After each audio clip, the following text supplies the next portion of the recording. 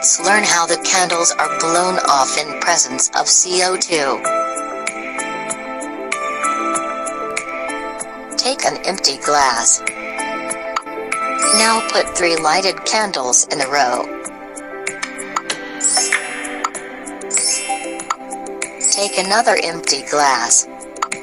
Put some soda in the empty glass.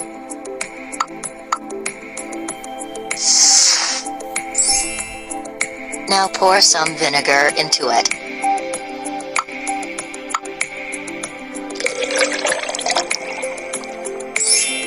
Now take this glass with soda and vinegar near an empty glass so carbon dioxide passes to it.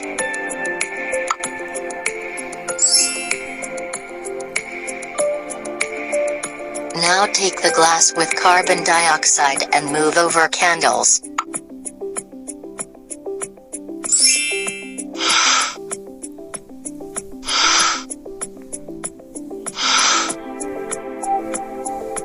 Wow! The carbon dioxide from the glass blow the candles. Morelis, when you mix baking soda and vinegar, you produce carbon dioxide. Now flame needs oxygen to sustain and carbon dioxide acts as fire extinguisher.